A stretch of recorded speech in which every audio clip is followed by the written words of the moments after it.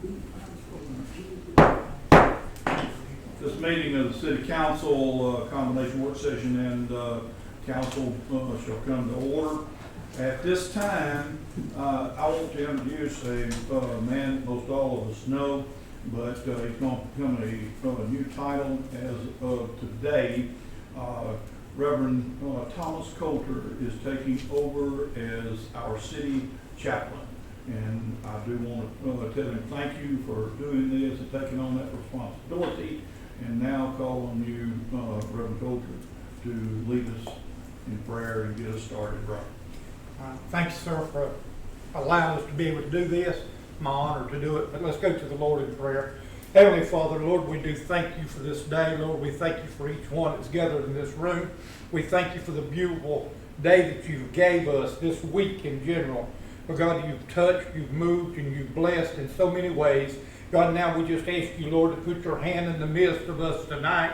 To do that, Lord, it would be pleasing unto you. And we'll give you praise and honor, Father, for everything that's accomplished. Your Son's wonderful name of Jesus. We ask it. We thank you for it. Amen and amen. Amen. You'll join me in a salute to the flag. I pledge allegiance to the flag of the United States of America and to the republic for which it stands, one nation, under God, indivisible, with liberty and justice for all. At this time, we usually, for the lack of time saving, I entertain the thing to approve or amend the agendas that we have. We have our work session where we'll discuss things, and thereby afterwards we will have the council meeting itself.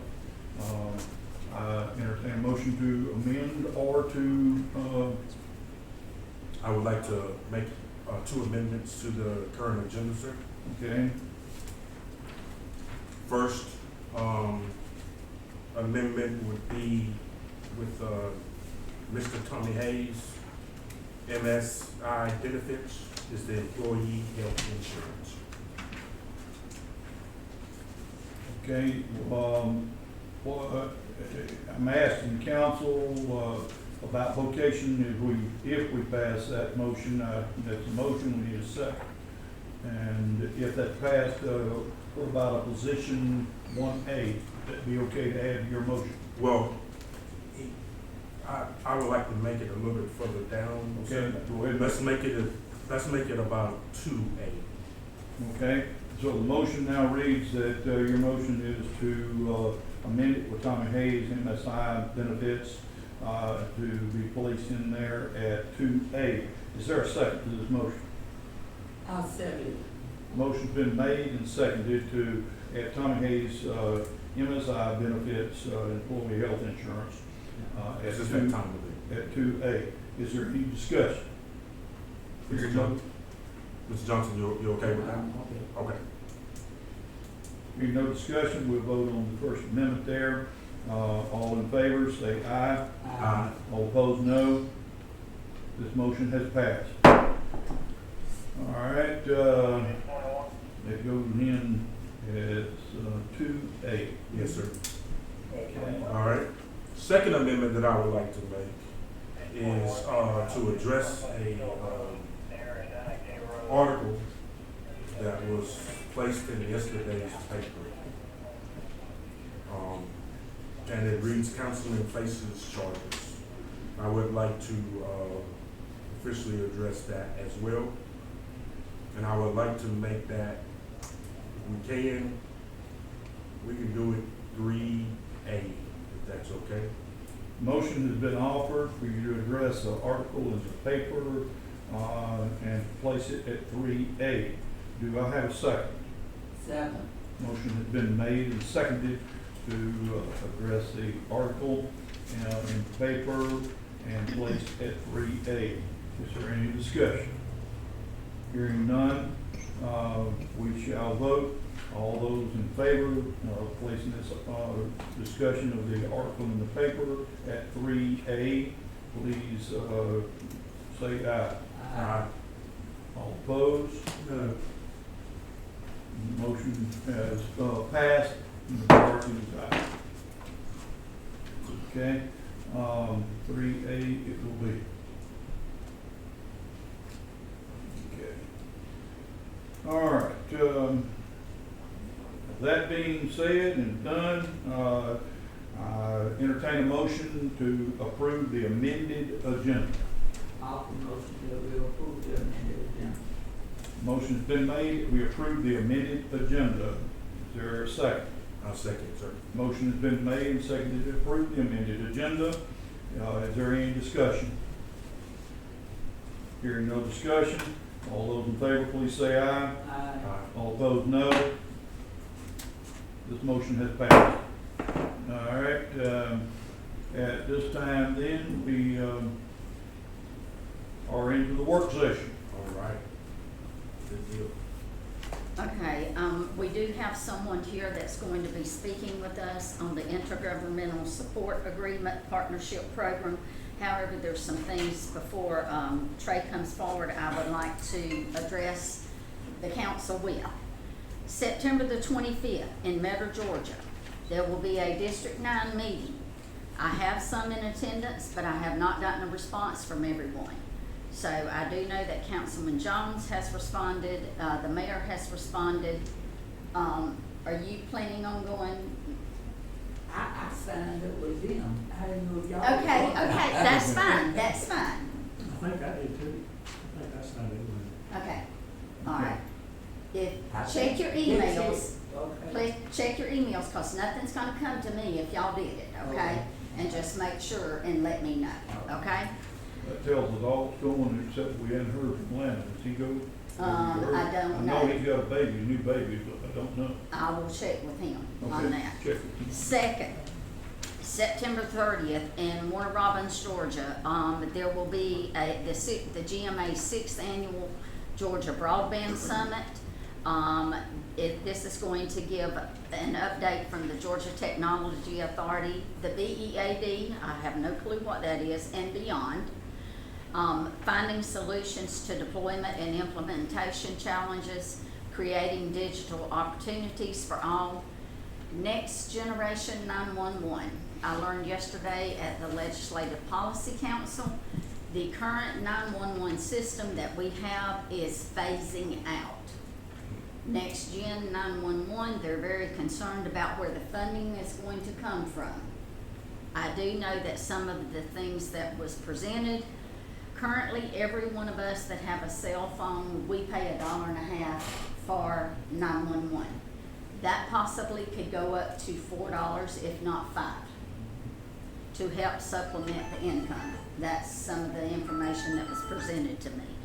Also covered there at the GMA Broadband Summit will be Georgia's new imagery program. So if you're interested in going, it's in Warner Robins again, beginning at 10 o'clock that morning and ending at 2:30, and lunch is included. It doesn't cost anything. Question on that, do we need to ask our IT people or someone to be able to attend that? I think it's really for elected officials. But, Yes. You can send me and I wouldn't support to do it. Okay. Okay. At least you're honest, correct? Also, as you know, it's in the time period for health insurance. Tommy Hayes will be here in a little bit. He's got information to present to you all that I really want you to pay close attention to. Last but not least, October the 2nd at Little Okeechobee State Park and Lodge is going to be the Economic Development Regional Workforce Development Public-Private Partnerships and Grant Funding. Robert Civil Engineering is presenting this. Miss Ann Purcell with the Georgia State Transportation Board is going to be the keynote speaker. Some of the interactive sessions are going to be economic development, regional workforce development, public-private partnerships, and grant funding. If you are interested in going, I need a reply by tomorrow at lunch. They were given a September 26th deadline, but they backed it up to September the 19th. and I believe the mayor has already said he is interested in going. It would be beneficial if some of you elected officials, other than the mayor, could go to find out what's going on.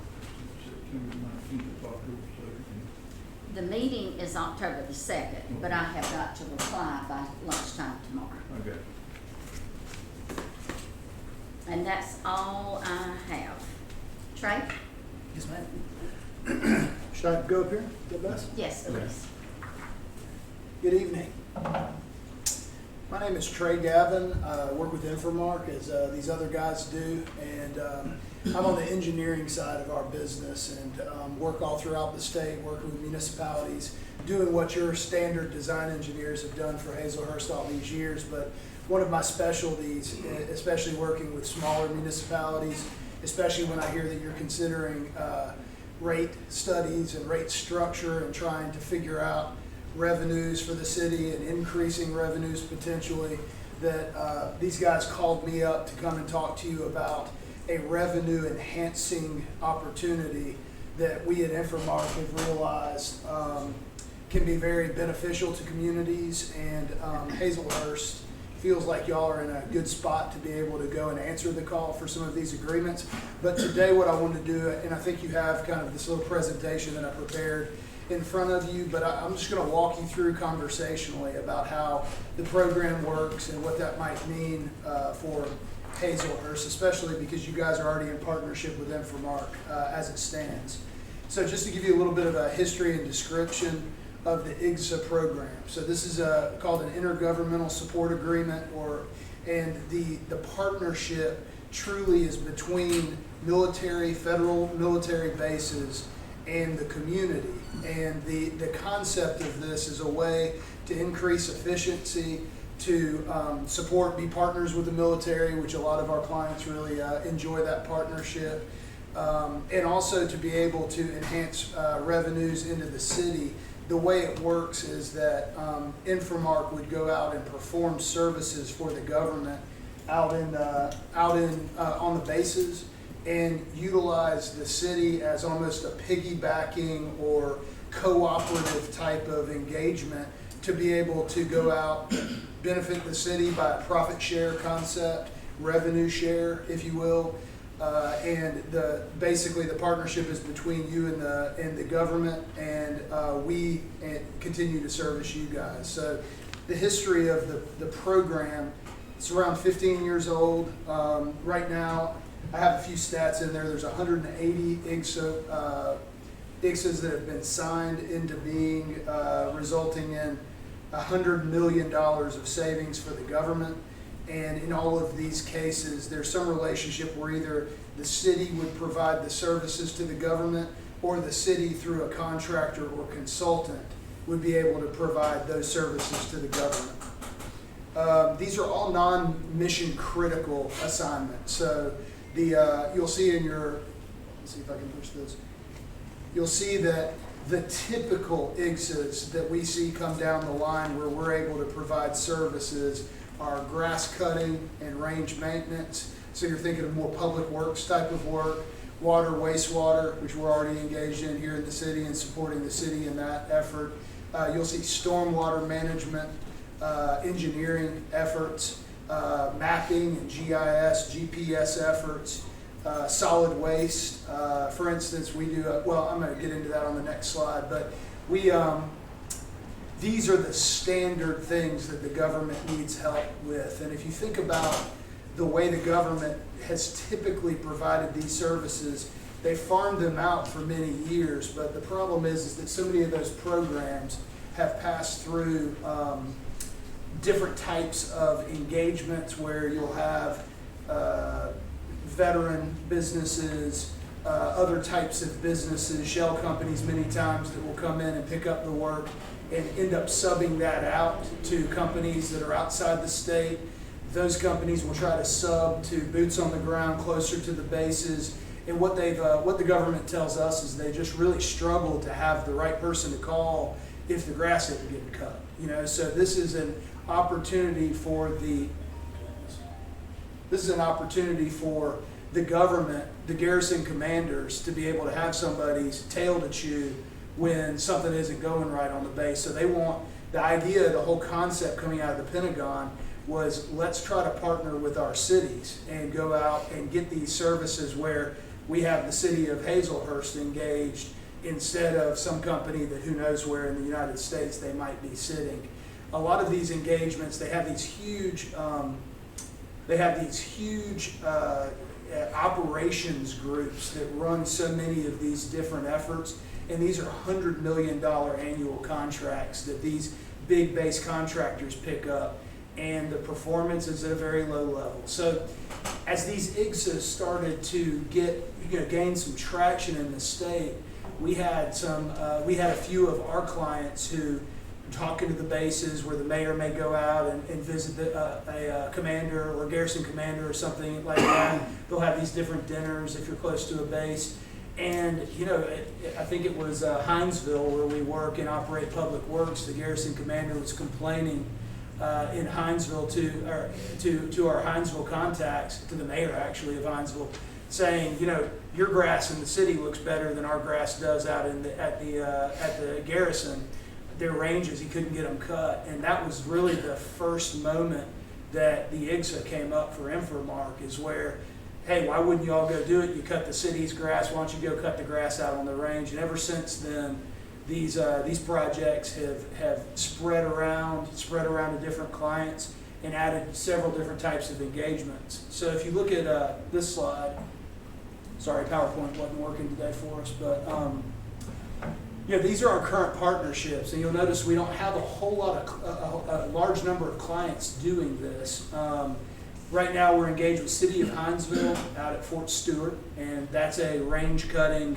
We're cutting grass, cutting a whole lot of grass. How many acres? 2,700 acres. 2,700 acres of grass cutting that Ben Morrow right here oversees. It's a massive effort.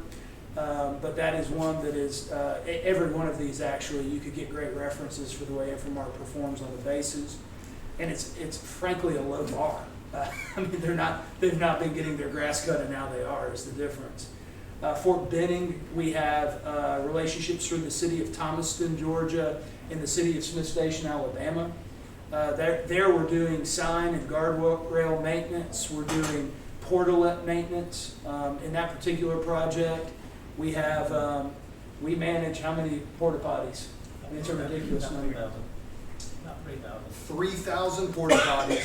We developed our own software whereby the garrison commander, whoever's wanting porta potties, they'll go and have a training exercise, and they want 15 porta potties out on this day at this time, and they want them cleaned on this, this regularity, and they want them pulled out of there and moved here. And we developed a software program where everything's trackable. It's really changed the way the military looks at porta potty maintenance. But at any rate, we've again raised the bar for the performance of that effort.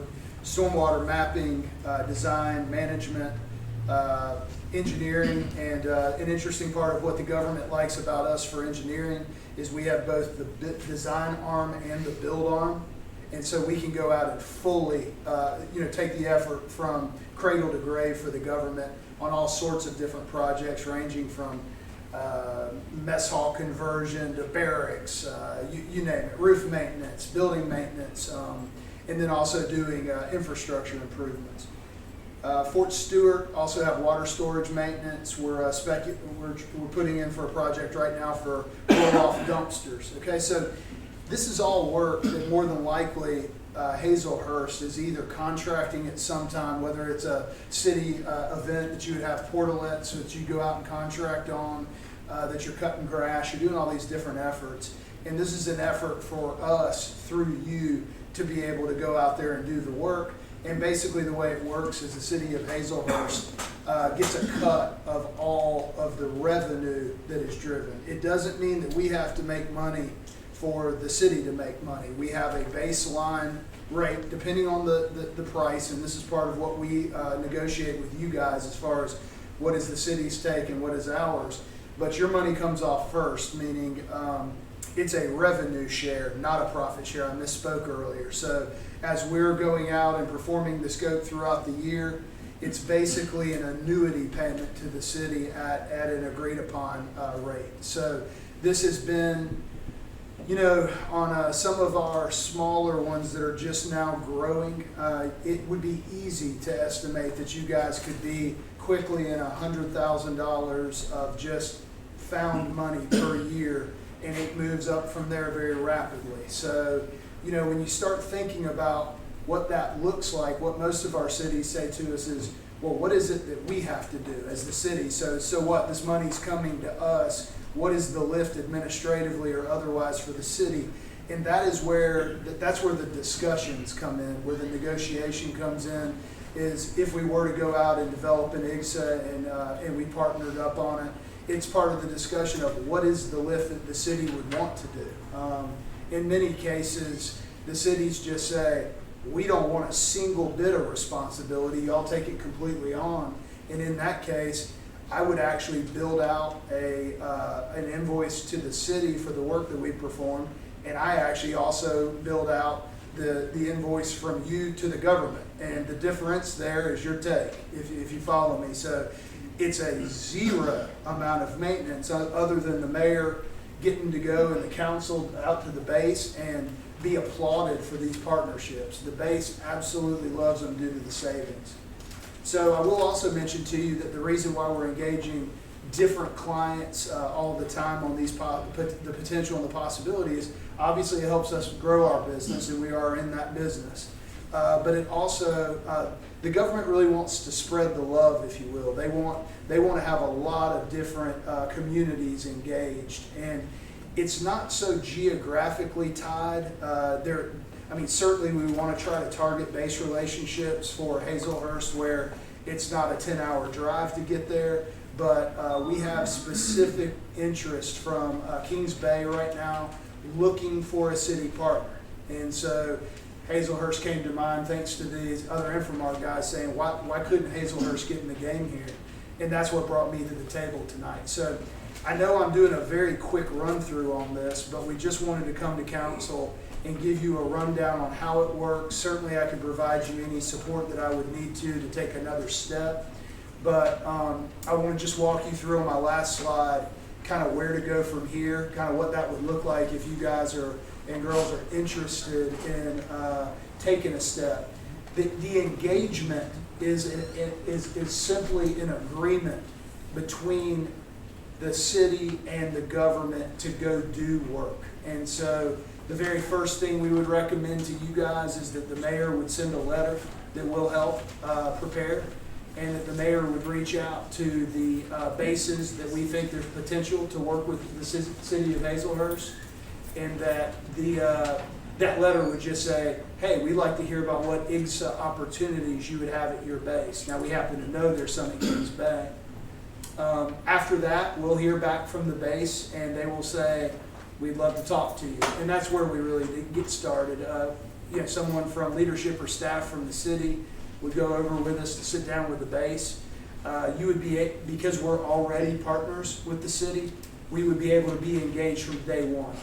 One thing I said in here that I want you to know about, though, is, for instance, if we don't manage porta potties or we don't manage engineering, for example, you've not procured engineering services, or you haven't procured who knows what they come up with. I mean, we've seen a lot of different things pushed, pesticide applications, I mean, you name it.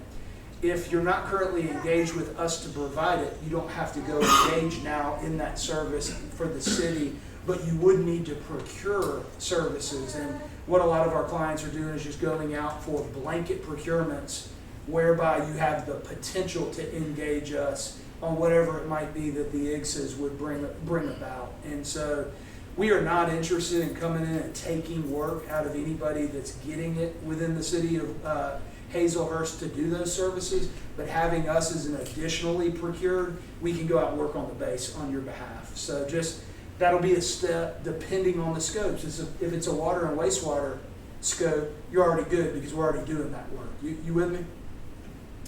So these contracts, when I call them an annuity, these are 10 to 20-year contracts.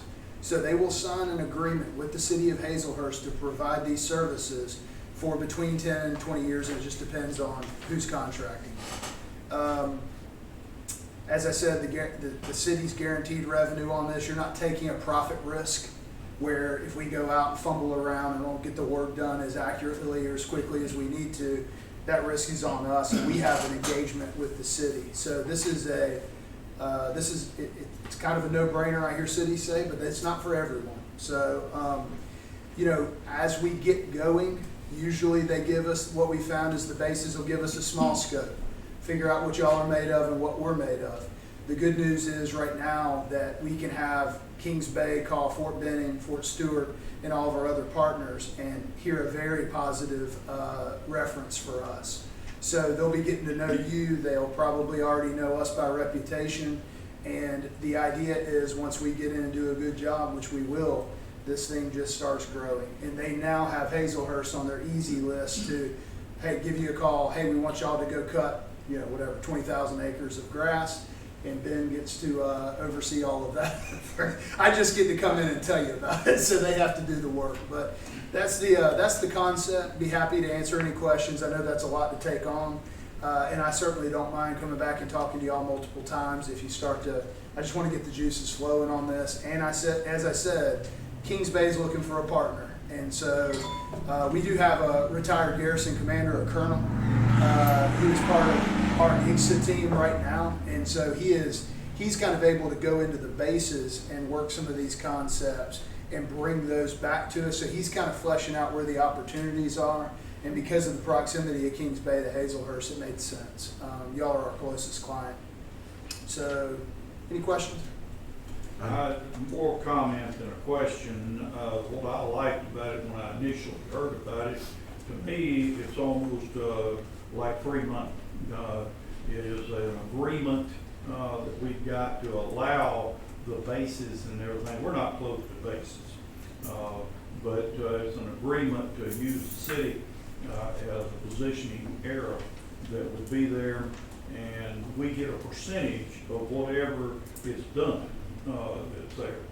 And I like the idea for sure, because I asked about we got to send our people out to do this, and said no, That's right. ESG is doing this, and so every time we ever do a project, we get a percentage. So yeah, I like that. It's almost what I call free money.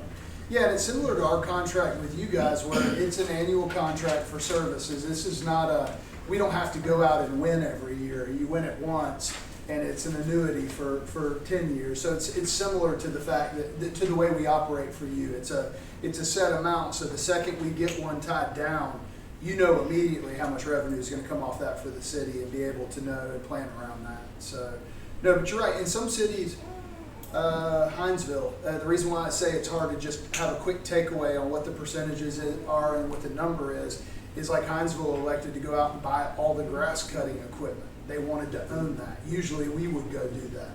But in that case, they get a higher cut because they're taking on the debt. So that's most of our cities do not want any of that. But Hinesville did. And so most of our cities just say, we want no risk. We don't want to perform anything. We just want the cut. What's that look like? So, any other questions? No, I like it, and I know we're still in the work session, right? So when we go into, I know we already made the amendment and everything, right? And I just want to make sure I'm not out of line with doing it, but I think this is something we ought to take advantage of it today, because it's zero risk, right? It's Zero benefit risk. for it. And I would like to make a motion that we, Technically, as of 1 minute ago, we could be into our regular session. No, that's We what- have full council here. Well, and let me say this much. Full council, including Landon, before we make a decision on this. no, so we're not making a decision. What we're doing is entertaining the idea as a blanket of what we can have or what we can participate in dealing with that. Now, if it doesn't work out, then it doesn't work out, but just entertaining the idea that we look at going into a partnership, not saying that we are in a partnership, wait till the items or whatever comes up to us that we can do, and that should be the full council to make that decision. But actually making the decision to make a motion to further seeing some of our options that we do have, right?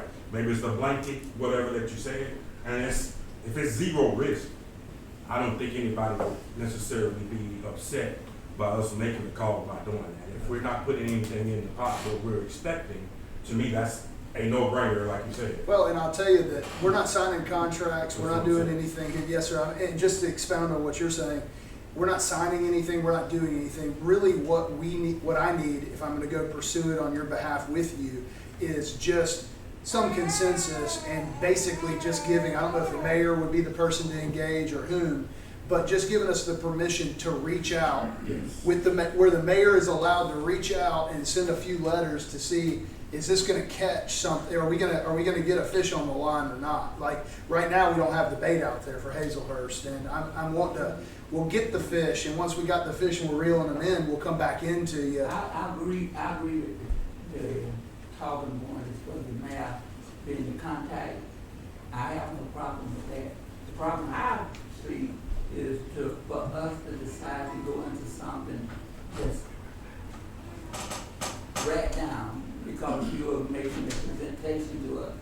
You haven't talked to, because we're supposed to be in our workshop, to our department head or anything and see what we do, because most of the things that you are talking about doing, the city does it. That's right. Yeah. And I know that we are in an agreement with the government, with the airport out there. There's some things that could come up with that airport that Hazelhurst had nothing else to do because the government is going to come in and take over. I think that when you get these kind of contracts, I think we need to sit down and talk about them. It may sound good, but I promise you something down in there ain't going to be good all the time. So I don't think you should jump and get it, y'all, because it sounds good. I think we need to discuss it. Yes. To go over, have our department here, to sit down with you, bring it back to us, y'all. It's not something that we have to have immediately. The government is wanting us to do it. That's I mean, you are wanting us to go in with the government, right? And so I you know, there's nothing wrong with it, but I think we need to talk about these things before we go in, because long story, if we don't look at it, it's gonna be passed down to the people, and that's the problem that I have. I don't think we ought to put things off on them now without discussing it. And even though you said you're not gonna be, because some of the things like our party johns and things like that, those funds are passed on to the public. Right. So let's talk about it, y'all. Don't go into agreement immediately without doing our due diligence to sit down and discuss it more. So the only thing that we're doing is putting something on the table. We're not going in with an agreement. We're not doing any of that. All we're saying is, hey, let us know what some of those options are for us to actually go out. And that's what he's saying for now. We're not going in any agreement. There's no contracts that's going to be signed. There's nothing that's going to be done on that level. And honestly, we probably have 3 months of work to get to the point to where you'd ever see anything like that. This is a slow moving government process like we're used to with the feds, right? So, If I may, yes, ma'am. because I sat in on the meeting with Ben and Commissioner Land, the mayor was out of town.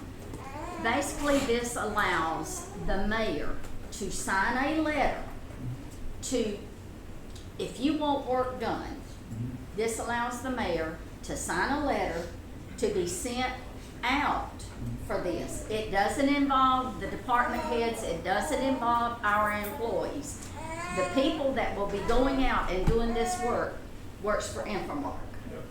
They do not work for the city, they work for Infomark. Infomark is going to be the one with the contract. The city is basically the hand or the arm to assist with them getting the contract. But this allows the mayor to sign the letters, and I'm gonna ask a question, Trey and Ben, how much work is this gonna put on me?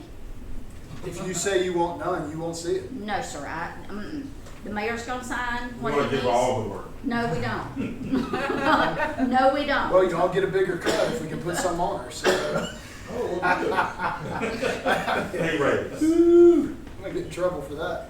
Yeah, you are. But truly- basically, this just allows the mayor to sign the letters, to get it out there and begin the process. Cause it's not gonna be overnight, just like Trey said, it's going to be a year down the road. Or longer. Well, I agree with it. Yes, But since one or two people have talked about it and I didn't know nothing about it, I'm still saying, make sure that he gets it and get it back to us. Not one or two people talking, because when you deal with the government nowadays, I trust them as far as I can throw this thing. So, let's just be honest. These are things that you have to do right, not just for one or two people that's trying to do it, let us all do it, because Yes, sir. when it comes down to the end, 5 people setting up is gonna have egg on their face if we don't do it right. Yes, sir. So that's all I'm asking. I have no problem with it now, dealing with you. None else. Well, everything that I see, I wasn't at the initial meeting, but everything that I had heard and talked with y'all, it sounds like a win-win deal for us. It's not our people that would have to do the work, it's all Infomart that does the work. I compared it to almost like, I know I'm a football nut, but I compared it like SEC. Every time that they play games, et cetera, particularly bowl games, all teams in the SEC share from the pay that they get for going to that bowl game. And this is a situation, Vanderbilt may not have been in the bowl game, but they share from every team that played in the bowl season, whether it be the playoffs or whatever, they shared in the revenue. And I think that's about like that. Yeah, and just so I don't misspeak, the only lift by the city, should you say, I want to do nothing, I want to make sure you understand, the one thing that the government is very interested in is keeping up. They know that consultants are working, they know that contractors are working, there's no doubt about that. They're great with it.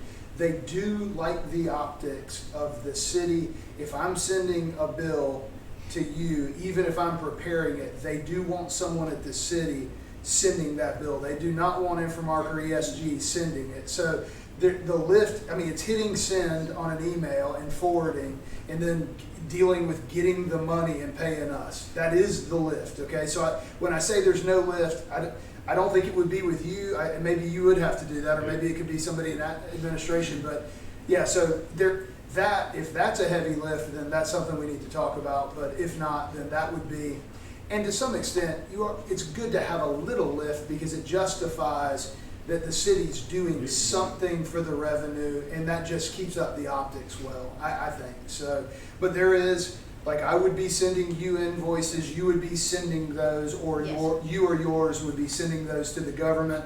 The money comes back to you, you pay me, and you keep the difference, okay? Well, I knew that I'd have to do something. Yeah, I don't, But- and I hate to say it's nothing, but because It's all then you're right. gonna say later, like, It's you all said it right. was literally Hey. nothing. Okay? It's okay, we're good. Yeah, so, who knows what we get? We'll cast a wide net for the city, and maybe there's some really good news. And I just want to be really clear that our cities are engaged in this money. They use it for all different things, to go buy new fire trucks, to go buy equipment, to support staff bonuses. It's free and clear, pure profit coming into the city on an annual basis. And it's hard to beat that because it is repeatable and you can count on it, which means you can plan around it, okay? Thank you. Thank you, Should I sir. stay, or, You have the next one. okay? You Do you got need it. to call like a meeting to order? or Well, something? we need to call the meeting into order now. We've run a little on time on which is no problem, with our work session, but, at this time, I'm calling our council meeting into order. Before we do that, sir, and I know we was, right, with the street department, I know we was working at the park. Mary Fraser Park. Did all the electricity and everything get hooked up to the way that it was supposed to be? Speak up, Michael, cause I can't, It is not hooked up yet.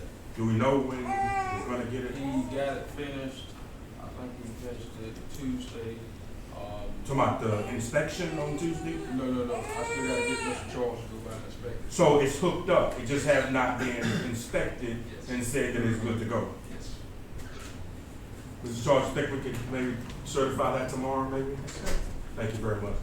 And then I guess the next thing would be the lawnmower, Side cutter, there we go. he said, I just spoke with him, Manager Joe, what Steve did, and he said be in the next week. So the end of next week, it's gonna be completed? Yes. Before he can start on it. Say again? Before he can start on it. Before you can start on it. Yes. Do we have all the parts in? Yes. Any particular reason why you can't start on it a little bit earlier? Does somebody need to talk to him? 'Cause it's been down for like 2.5 years. I've been getting a lot of phone calls and a lot of stuff that's going on. I'm gonna be out there cutting probably till Christmas. So is there any possible way we can potentially let them get out there a little? I'll see what I can do. I'll talk with him tomorrow. That's a private business that he can negotiate with and get him to. Yeah, that's what I'm If saying. he can slide We it can up, that's fine, do it, but yeah. that's up to that man that's running. Yeah. I totally understand that. It's just that it's been down for so long Yeah. and we got a lot of stuff that needs to be cut. And that's why I was wondering if there's any way we could talk to him and try to let him know the seriousness of it and the reason why we need it up and running. Yeah. I'll get with him tomorrow and I'll let you know. Okay. Okay, if we hear nothing else on work session discussion, we are now officially into our council meeting. First thing we got on the council meeting, Trey, I believe you're going to come back up again. Kind of a similar topic, right? Yeah. Sorry to be hogging the limelight tonight. Just get to meet you all, now I'm up here the whole time. But so rates. Sir, can you say your name? Yes, Trey Gavin, TreyGavin, as in Nancy, with ESG or with Infomart, whichever you like to use. I was asked, or we were asked to consider for council providing our thoughts on how to go about looking at the rate structure, visiting it in depth, coming up with a financial model to try to look at revenue sufficiency is what I like to call it. And I want council to understand that our typical price for a full, cradle to grave style rate study is quite an involved process. We're talking about a $20,000 to $25,000 process for us to do a full, robust rate study. We dig all through the old historical records, all the debt that the city has taken on through the years, and we build that model all the way up to today, and then we project it out in the future. For cities who are saying to me, hey, we don't want to break the bank on a full study, how can you drill into what we're worried about, which is today, how do we look at growth, how do we look at rehabilitative needs, how do we look at capital improvement needs, how do we look at salaries and the different kinds of raises that we want for our employees, and how do we plan for what we need to do with rates over the next period of time. And most of my cities are saying to me, we're not going up on property taxes, and there's only so many places to find the money, right? We all know this. And so water, wastewater rates is a spot to look at.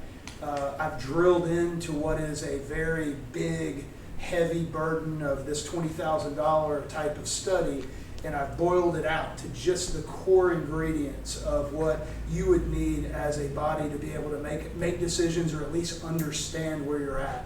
This is a snapshot. I call it a revenue sufficiency study, and it's providing, I just believe in everything that we can look at to today, and then we take it and we project it forward. So we don't go through all the old, we do, I don't want to say we don't, but the dive is not nearly as deep.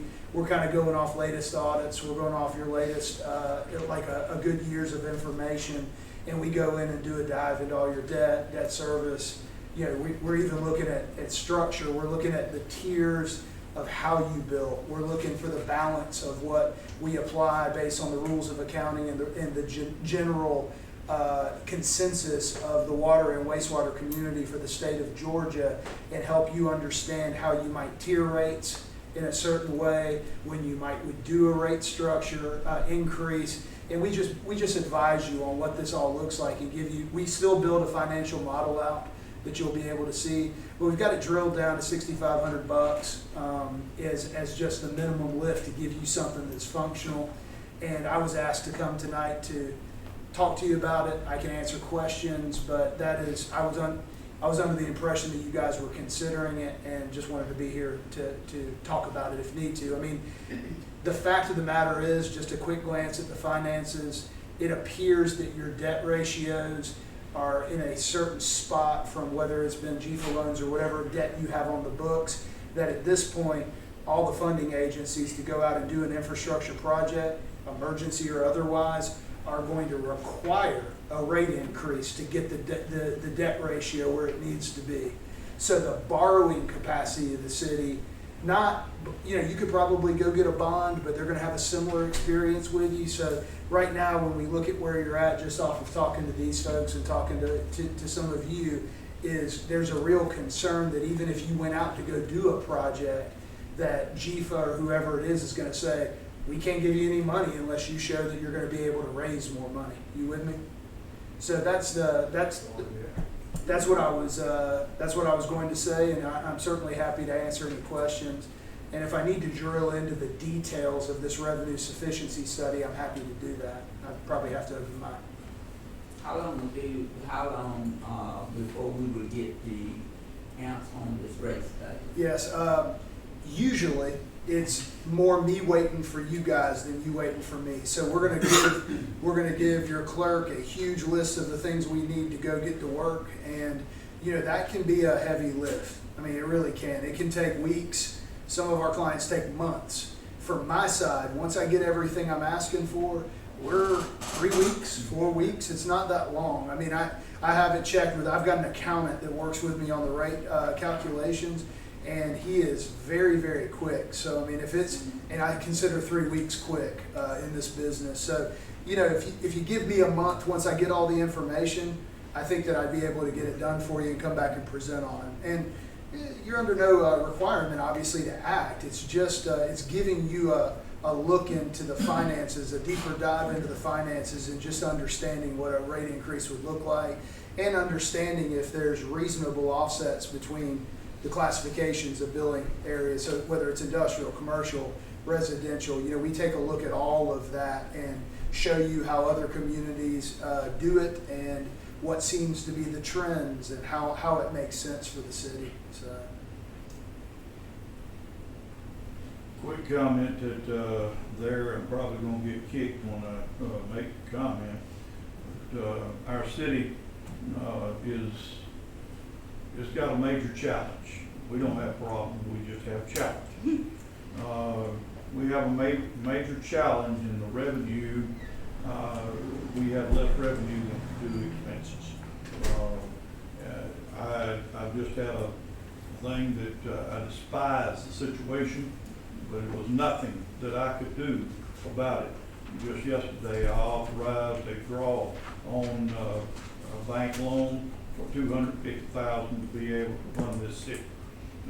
That means we got to pay the loan back, but we also have to pay the interest on it too. So to me, it looks like I'm backing up. So like I said, I despise that, but I have no choice. Bankrupt, we don't. We've got to figure out what you're talking about with this study, where the best way that we can be able to move with revenue to supply the city with optional things that we can get done. yeah, and sadly, it just becomes a snowball effect the longer you put it off. I hate to say it. The more difficult it gets, the longer the time goes, because that infrastructure never stops getting old. It just keeps getting older. So, okay. Any other questions, gentlemen? If I may remind the council, just a few months ago, when we did the loan with USDA, they told us no more funds until you do this. There'll be no more grants or funds there until we do that. How do we do it? That's the question you're gonna help me to answer. Yes, sir, and you'll have a clear picture of how much we're in the hole and what's it can take to get out. I mean, that's the benefit of doing this effort. That sounds good.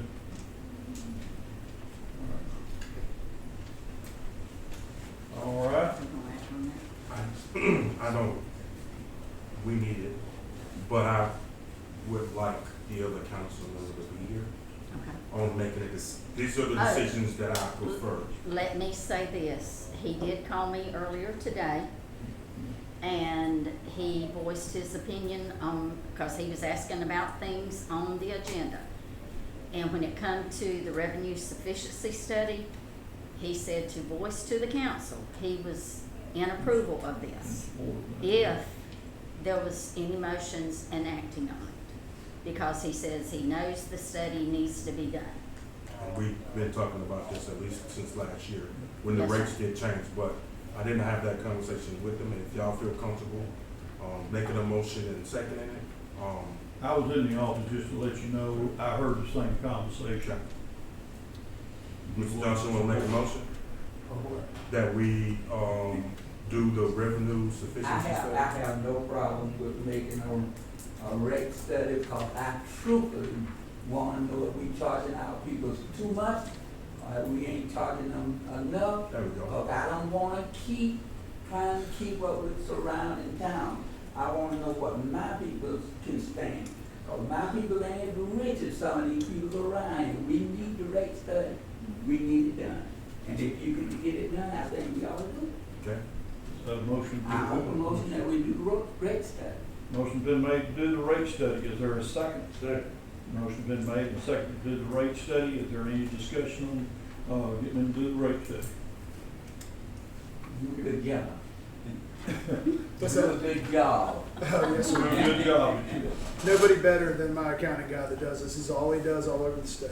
Just work with my accountant too now. Yes, sir. All right. We'll get your revenue sufficient there too. Yes, right? sir. Hearing no further discussion, all those in favor of allowing them to do the rate study, please signify by raising your hand. 3 in favor, and not here, but he casted his thing saying that he would support. So 3 in favor. All those that oppose, please raise your hand. 3 in favor, that means that this motion has passed. awesome.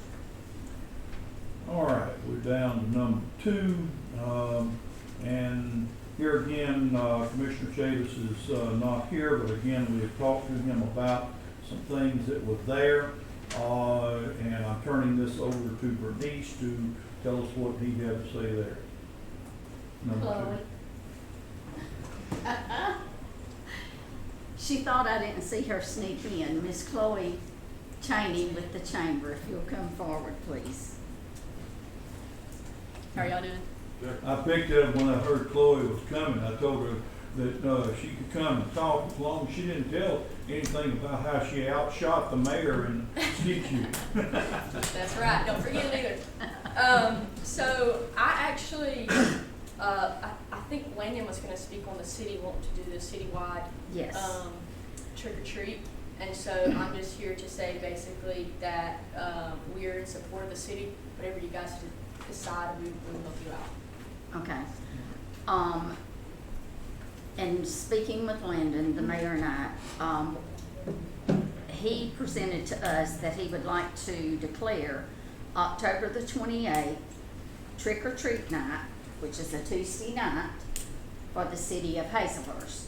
The chamber would be in support of us. This allows the businesses, homeowners, as you all know, Miss Rory Cheney is not able to handle this each year, the Boo Bash. So this is something that we've discussed. The city is in support of it, as with the mayor and I talking, Landon behind it. But it allows, going back to what we call the old trick or treat. Basically like when my kids were growing up. Allows the individual homeowner, if they wanna do it, the businesses to do it after hours, and the only reason they're going to a Tuesday, that Friday night is football night. So, Wednesday night is church night. So Tuesday night was a good night to look at. And Thursday was Acklin County's and the, what's the word? The, something in law enforcement. They had a lack of, you know what I'm talking about, Jeremy? What is the, okay, one of the law enforcement, they had a lack of personnel to be able to be at both Acklin Cover counties both areas. Yeah. and Jeff Davis, which y'all are gonna do Thursday. Yeah, and trust me, we would not have to close off streets. We wouldn't have to have the fire department and the law enforcement having to be there and other employees, so it would help the city. So it's the typical trick or treat, going house to house, Yes, sir. businesses and Yes, stuff sir. like that. So Yes, sir.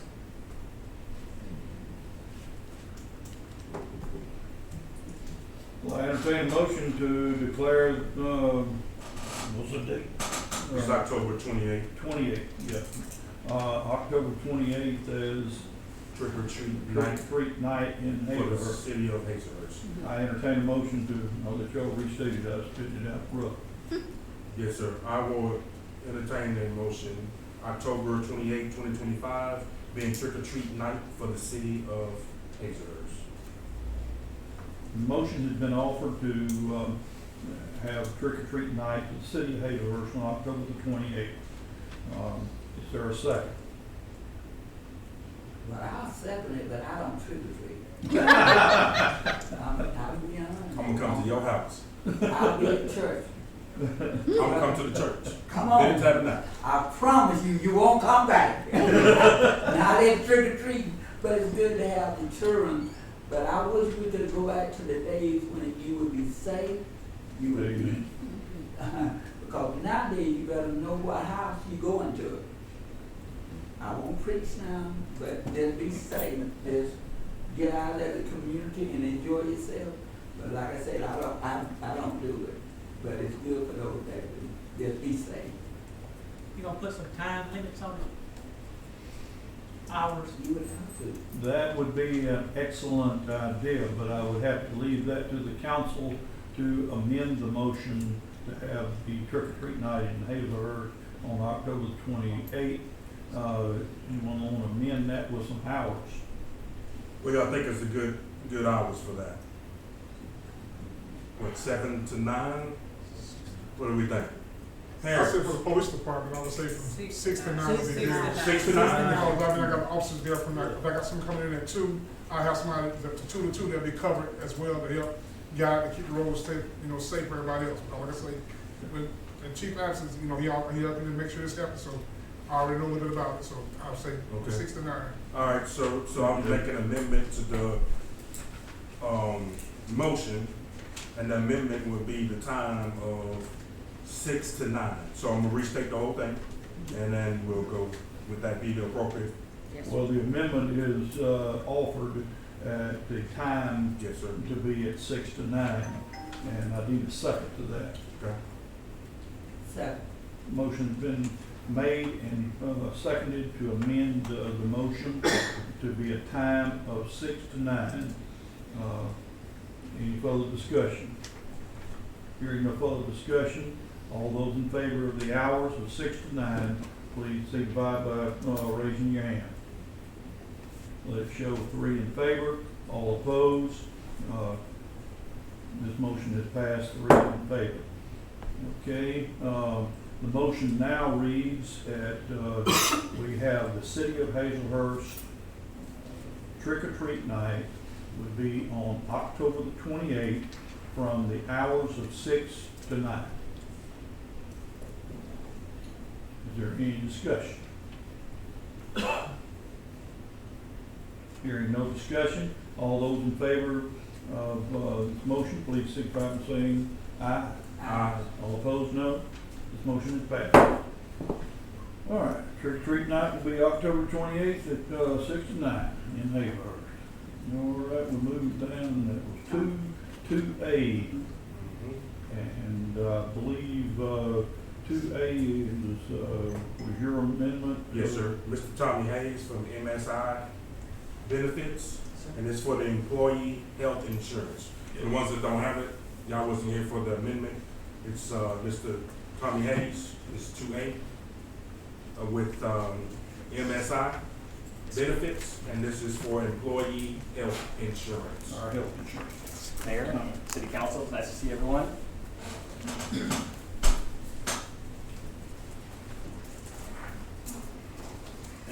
Yes, my name's Tommy Hayes. I'm with the MSI Benefits Group, and MSI, we are a benefits broker, and City Hazelhurst is a benefits broker now for about 5 years. It was like sometime in 2020 that we started working with y'all. Just quick background about MSI, we work with, we're located in Kennesaw, and we work with coming up on around 70 cities and counties and local governments in the state. So on page 2, this is just a renewal recap, and what I'm going over here is the City of Hazelhurst's group health insurance that they have with GMA, GMA that's through Anthem, so the Georgia Municipal Association.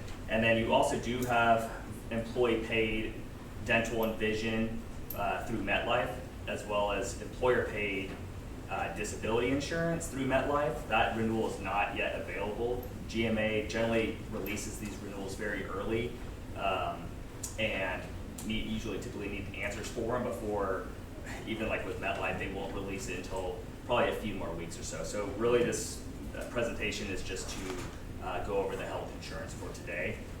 On page 2 is a recap from last year. Last year, the initial GMA renewal was a 25% increase, and we did look at a few different other alternative GMA plans. You got the city was on $1,000 deductible, which is a rich plan these days. And we looked at either potentially having the employees pay a portion for it, since right now the city does cover 100% for the employees. So we looked at those alternatives, and we also looked at if we wanted to change the plan design. So we didn't have any competitive options from last year. We ended up getting about 2% off of what GMA initially came out with that 25%. And we moved from a $1,000 deductible up to a $2,000 deductible health plan with GMA through Anthem, and came out to about a 15% increase from 2023 or 2024 to 2025. So continue to cover the employee costs at 100%. At the time, there were about 52 employees on coverage, and the net annual cost, so what the city was paying was about $721,000, and it was going up to $829,000 with those 52 on there. I think there's been the census change where it's a little bit lower than that, so those numbers have changed, but that's kind of where we stood at last year. Everything else with MetLife, there were no changes really. Small increase with the basic life insurance, but your dental and vision and your life and disability did not change from last year. On page 3 of the presentation, this is your claims experience that GMA provided us, and it's the most recent. It is only through March of 2025, so GMA generally is a little bit slower. We'd hope that we'd have a little bit more claims. But I'll go through this with you to show you like what we're looking at exactly. So there's something called like a medical loss ratio, where the insurance carrier is going to look at, what are the premiums that are coming in and what are the claims that are being paid out. And for the last few years, the city of Hazelhurst has been having, I guess you would say, like a poor claims experience. So the medical loss ratio for 2024 was almost 138%. So the goal is 85%. So that would be like every $1 premium you're paying, GMA or Anthem is paying out 85 cents. So in this case, if you're at 138% medical loss ratio, every dollar you're paying in, they're paying out $1.38 in claims essentially. So so GMA is losing money on the group due to just how the claims are running. It is broken out here with you have that first column on your left is your total medical claims, and that's by month. You also have your prescription claims as well, your RX claims on there, which are a little bit on the higher side, and as we know, it's just prescription costs has gone up each year, and it's pretty consistent, but it is on the higher side for the claim size. So if you want to look on the last 3 columns on your right, you can see your total claims, your total premiums, and then what that loss ratio is. So for 2024, your total claims are just over $1 million. You paid $1 million, or GMA paid $1,045,310 in claims for 2024. Total premiums they recouped was only $757,558. So that's where they come up with that loss ratio. Starting in 2025, the group is running, or the city is running better at the time. So the claims have gone down, but this is as much information that we have current as of today. So there are about 3 high cost claimants as well. High cost claimants generally one that's going to be over $50,000 in claims for a year, a 12-month period. And I didn't put the diagnosis on there, but we have one for one person about 133,000, another just over 100,000, another one almost 53,000. So your group size with those claims kind of obviously drives that a lot too, with the high cost claimants. So essentially, just I'm hoping that after this next year, we kind of turn it around and start running better. It just the claims kind of are the claims, and it's a hard situation when you're getting increases like this. But I do see 2023 to 2024, it did go down 31%. So that's something. It's trending the right direction. Yeah. 2023 was 168, almost 169%. So it was running. 2023 was rough on there, but so it is going in the right direction. And I don't have on here what 2022 was. It's always been running a little bit higher. I mean, when MSI started working with City of Hazelhurst in 2020 with Bernice, y'all were self-insured at the time, and you guys were having really, really high claims on there. And that's when we got y'all under this GMA umbrella, which that has been rising each year, just due to the claims, though.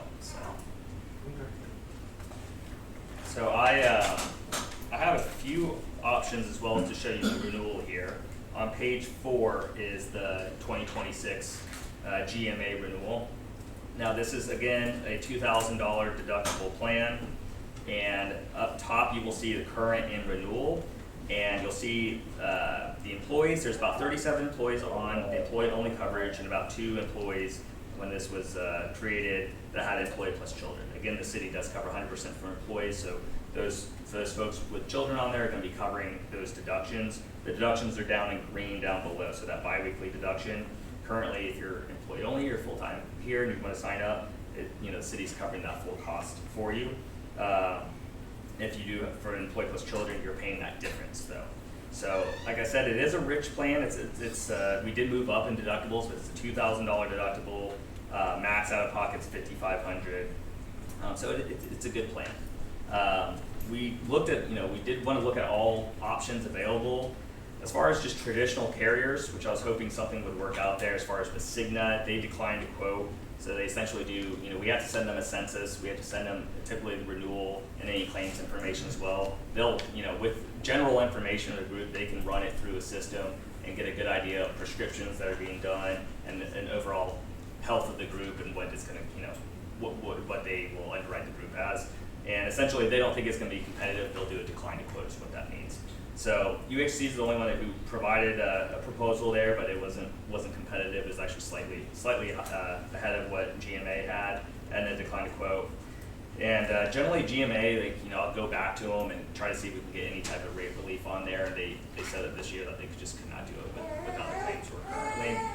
So with the current renewal, if the city just renewed as is with this plan, the annual premium with the 39 employees on there would be going from about $650,000 up to $813,000. So that's that 25% increase. Down below, you'll see that annual net cost to the city, because we are going to take out those deductions that those 2 folks are paying for their children to be on the plan, and it'd be about a $155,000 increase for 2026. Your annual net cost for the cities would be currently would be $622,000. It'd be going up to about $777,886 if we just renewed as is. Page 5 are some alternative plans that we can look at. Again, the city was on a $1,000 deductible plan. That was very low. A lot of cities, over time with the rising cost of health insurance, you know, have raised their deductible as a way to try to mitigate this a little bit. That's what we did last year. I don't know how much pushback there was from that. I didn't hear anything from anyone or from that I know of. So another option here would be to potentially, you know, raise up that deductible from a $2,000 deductible. The next one that GMA offers is a $3,000 deductible, and then a $5,000 deductible. That would lower your premium costs, and then obviously your annual net cost down below. So, you know, for a majority of folks on the plan, most people are going to use this for preventative care. They're going to use it to see their, you know, their primary care provider. Those are still the same copays too. So the plan's essentially the same. Your deductible's different though. So for option one, you have a $3,000 deductible. It's still 80% co-insurance, so that means the insurance carrier's gonna pay 80% after that $3,000 deductible's met. And then your maximum out of pocket for like the option one would go up $1,000 from $5,500 up to $6,500. So like I said, a majority of folks who are signing up are gonna be looking at is, you know, what am I gonna pay to go to the urgent care, or if I have to go to the emergency room, or just normal doctor visits, prescriptions, and stuff like that. So those are all still the same. But if you could move up the deductible, so someone has like a surgery or something that falls under that deductible, would they be paying more into that to meet their annual deductible each year? And then option two there is that $5,000 deductible, and that would get you down, if you still paid 100% for employees, to about a 14% increase. And the reality is, just with health insurance, I mean, the trend, just the market trend, even groups that are running, you know, pretty well, or kind of expected, that trend is still 8 to 12%. So you could be running really what they expect you to be at. It's just with the rising cost of prescriptions and you know, just different, I guess, just different cost of healthcare in general, just inflation and going up. That's just like the market trend on there. So that would get you to a 14%, which is you know, not ideal, but it would be a little bit more manageable than the 25%. Page 6, last year we talked about potentially having employees put some money into if they want to sign up for the health insurance or not. And so I wanted to show y'all one where this would be a scenario if, because it would be the city of Hazelhurst would contribute 95% of the premium, and the employees would contribute about 5% of that premium, just so they have a little bit of skin in the game. They're signing up for it. They're going to be, you know, paying a pretty reasonable bi-weekly deductible. It's not going to be too much sticker shock, hopefully, for folks. Kind of, you know, so you're not going from, hey, you're not paying anything, to, hey, you have a, you know, $200 bi-weekly deduction on here that's you know, going to be unfeasible for a lot of folks. So this would be, you know, down below you'll see those deductions renewing as is. If you did it about 95%, employees' deductions would be about $38.36. You know, and this is keeping the, you know, the same employees on there, the same census, 37 employee only, and then 2 unemployed plus children on there. So if you have that on there, you know, I'm not sure if everyone would sign up or if people are going to look at other options on there, but it would give them contribute a little bit more toward the cost, since it has been going up, while it's still not, you know, jumping too hard, you know, for employees that are still needing the health insurance. So even if, you know, option one, that you got the renewal, would be your annual net cost would be about $739,000 doing that plan. Option one would be the $3,000 deductible, would get you about that 14% increase, about $711,000, almost $712,000 for the $3,000 deductible, and then option two is a $5,000 deductible. If you did the $5,000 deductible, employees paid, you know, about $35 per paycheck pre-tax deduction in there. You'd be down to about an 8% increase that you could get yourself down to, and that'd be the city's annual net cost would be $674,103 doing it that route, and that's about a $52,000 increase. So, sir, I'm just going through here. Right now, the city's at $1,000 deductible, correct? $2,000. Last, 2024 it was $1,000, and then last year around this time we voted to move up to a $2,000. Okay. No, I didn't. I was looking for it. I was like, wait a minute, I don't see it here. But okay, that makes sense. While he got you stopped there, I I'm sorry, but I don't see an appreciable amount of deduction for the individual. If it goes from 2,000 to 3,000, you're getting about $2 reduction. If you go all the way to 5,000, you got a whole whopping $4 in reduction. So I don't call that really appreciable. Yeah, I mean, you know, it's moving up your deductible. You can see up top, those are the monthly premiums. So currently your monthly premium, or the city's monthly premium, is $1,329.30. So on that monthly invoice from GMA, it lists everyone on there who's on the coverage, and if they're employee only, GMA's billing the city $1,329.30. With that renewal, it'd be going up to just over $1,600. Over that, $1,662. If you move to a $3,000 deductible, like going up $1,000, it would only be moving that down to about just $1,601. So it's not drastically moving the needle down. They still have a lot of the liability. You know, $1,000 raise in the deductible. If you're looking at high cost claimants that are going way over that amount, GMA is still assuming a lot of liability, a lot of risk on it. So it's a way to move it down a little bit, but it's not. Yeah, it's not going to be.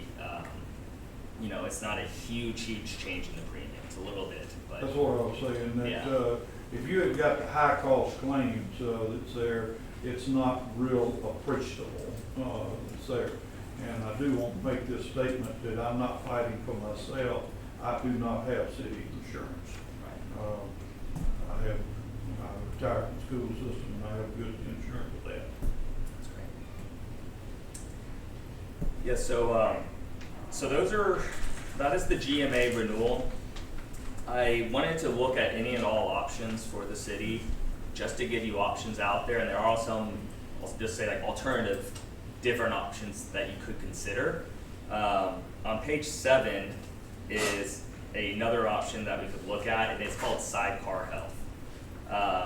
Sidecar Health, up top you'll see those premiums and the cost down below. So this would be a little bit cheaper for the city.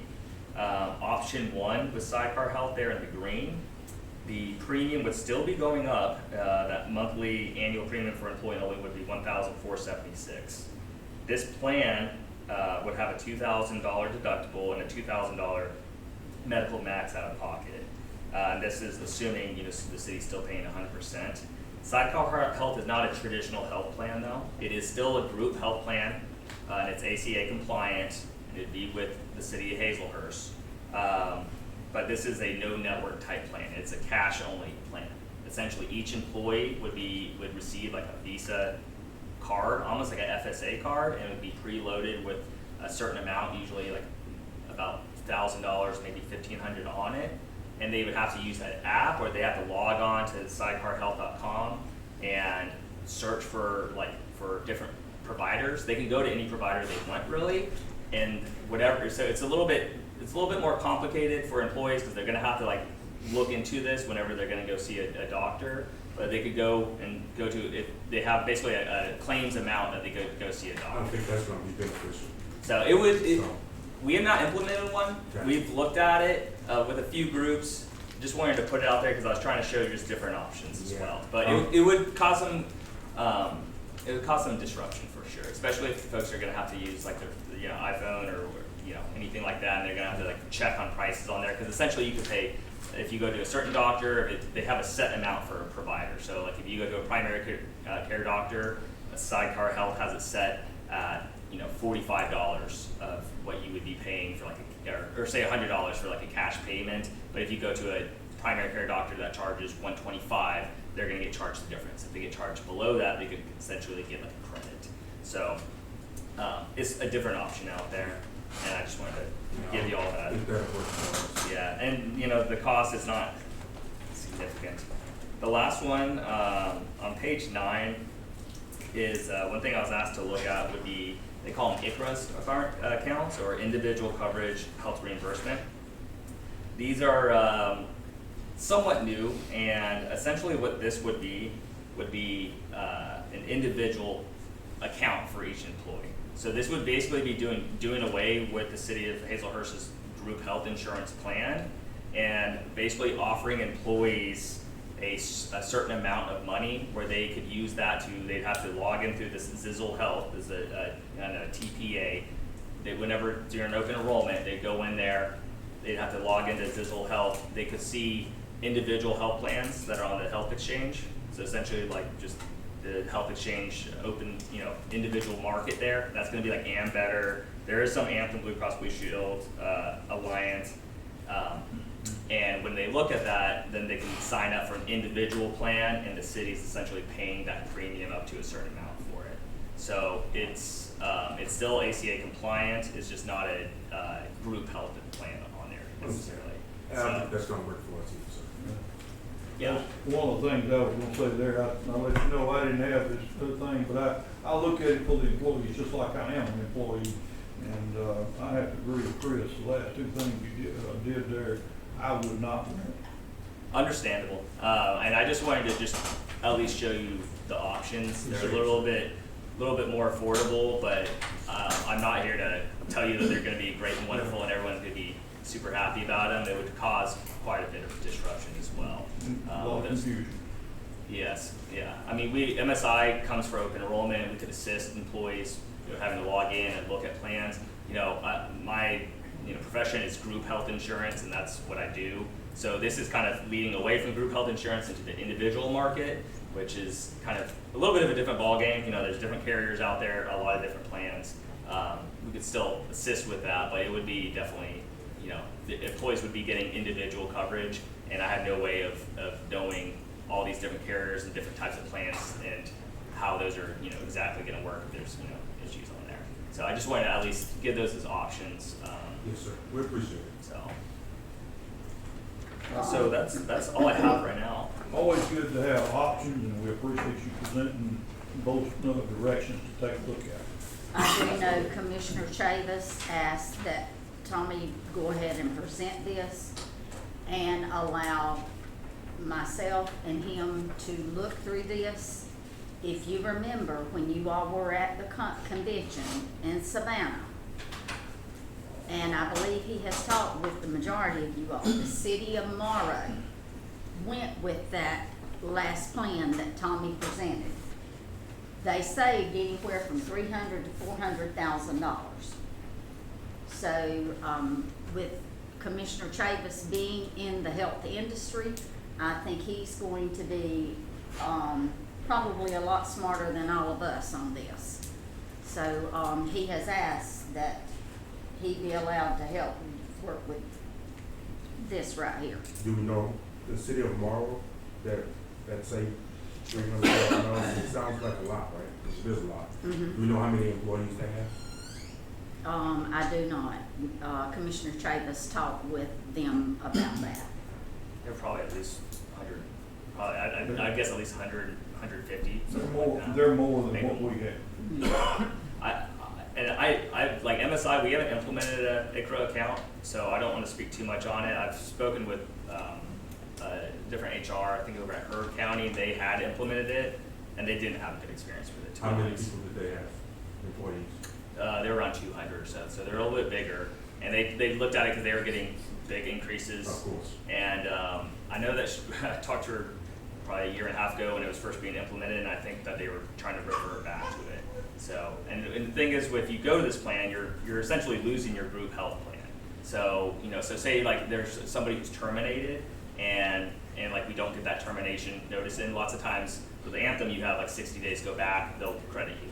This is, you're paying someone else the employee's premium essentially for this individual plan. So if they leave and say like we don't get this termination in, you're just paying the premium. You can't recoup that. So it's just you don't have as much coverage or leverage on that as well. So I don't want I don't have too much experience on it, but obviously these have been coming up a little bit more just with the rising costs and just different ways to look at it. But Okay. Thank you, sir. Thank you. And as far as GMA, I mean, they're generally wanting an answer actually a few weeks ago, and I told them I was coming today because they just do everything very early on there. So I just wanted to check and see if this is something that would be voted on sometime soon, or what the agenda would be for. Yeah, sometime soon, sir. So, Okay.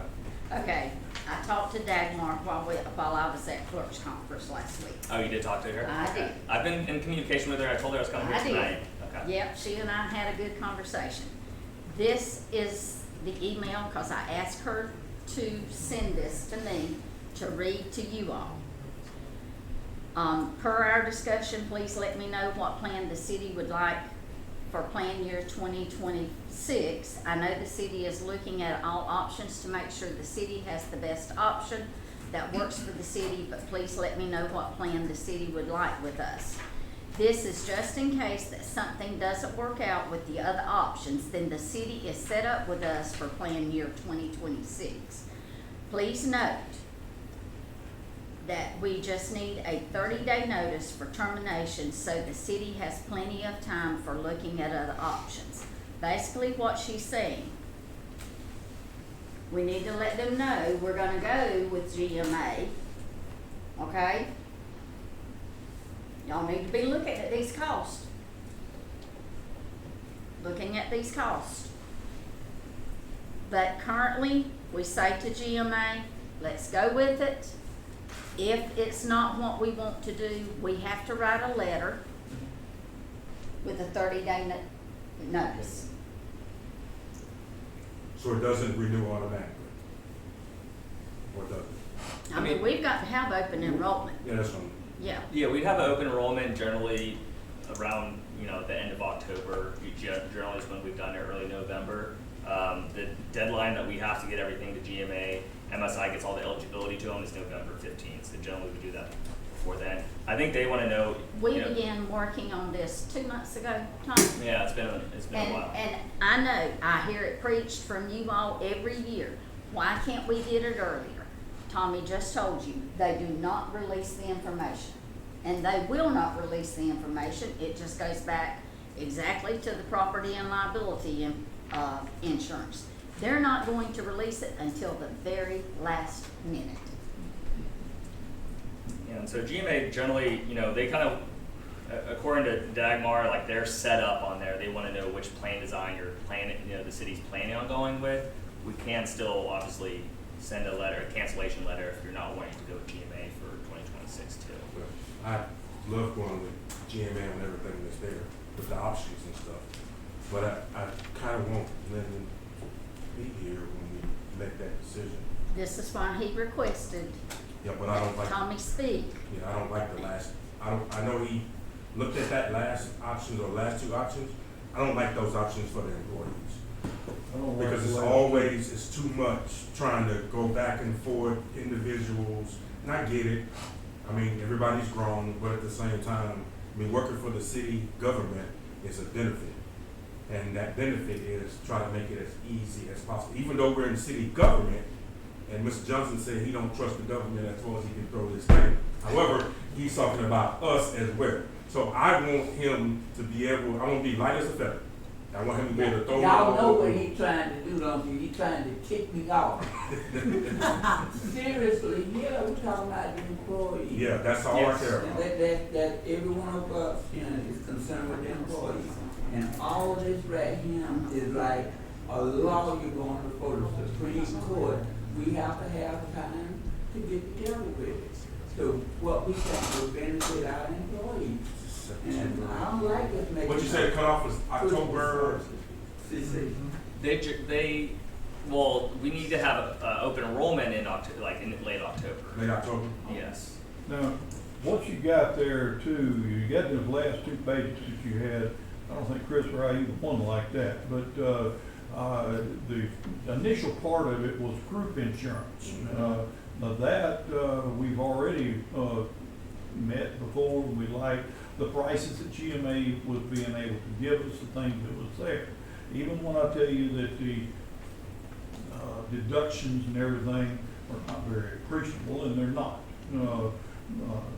It's still, you got the best piece of candy on the market right now. I agree. Yes. Yes. I agree as well. I mean, I'm trying to show those other ones as something to consider just with cost, but I think as far as employees, the GMA's what they. So do we want to make a motion to keep it the same or go with 95%. I know last year we were kind of hot and heavy, and I know a lot of employees were they were expecting, not looking forward to, but expecting paying a 5%. And they kind of was ready to do the 5%. And if you do the 5% bi-weekly, right, or bi-monthly or whatever, bi-weekly, it shows them paying, if we kept the same deductible of $2,000, it's gonna be, what, $36.36. And that's every 2 months, every 2 weeks, right? Now, the only option when I look at that 5% is, I don't know who these individuals that have an employee with children, theirs is gonna go up. At least, if we do the 95%, theirs gonna go up $170. So they're gonna be paying $728 Per check. per check, Per check. if we do it that way. So I'm considering, that's the 95, yes, but if it stays the same, but this is the thing, if it stays the same with the renewal and we do 100%, and with the no deductible per check, it's gonna go up. It's gonna go up to who's paying now. I don't know who the person is, but they're paying $552.46. That's every 2 weeks. It's gonna go up to $690. So basically $691. Yeah, about $138. So that's what I'm saying. So it's still going to go up because insurance rates are going up. So I just wanna, just share that information because we're still looking at that. So whether we do 100% or we do 95%, right? They'll be saving $30 if we do at least the 5%. But I'm looking at it this way: $30 still that could be a bill for that individual.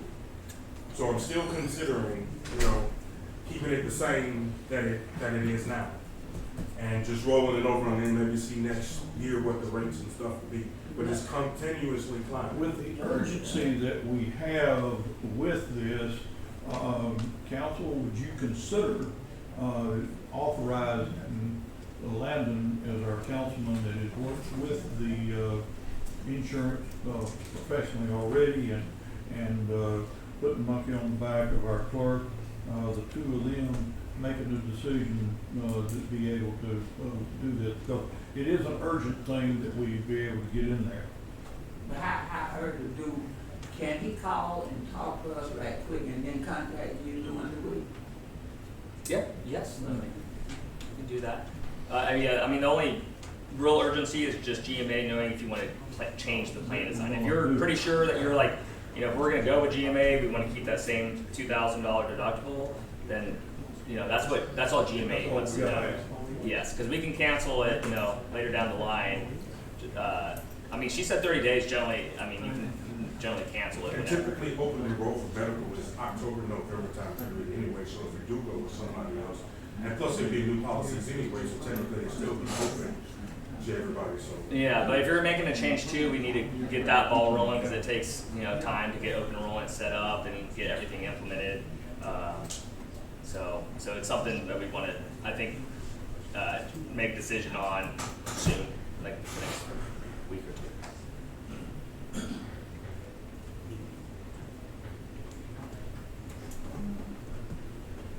Today's the 18th. All right, gentlemen.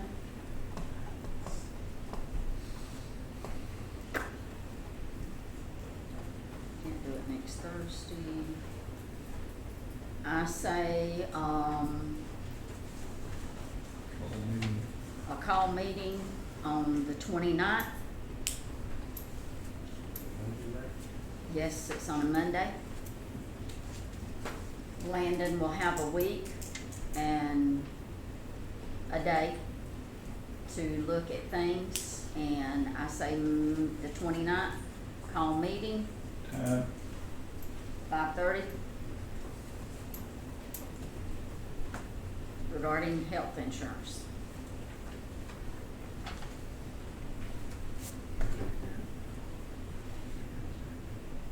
So if y'all do. Is everybody good with that? Mr. Steve Van, you That good with good, that? Tom? Yes, I'd be available. I'll be here for that. Okay. So, we can just do a call meeting then. Yeah, they just call me. Okay. Everybody seems to be in agreement anyway that it is what it is. All right. Thank you very much, sir. Thank you, Tom. All right. Thank you, Appreciate Tom. you. Thank you all. Thank you. Be safe going back home. All right, well, Thank you for everything always. of course, good to see you all. All right, we're into a section now that we get into all of our reports, et cetera. And the first one I had on here was that of the animal shelter. The animal shelter is a piece of the street. And I'm gonna call on Michael to be in charge. He is our street superintendent. Give us a report on the street first. Michael?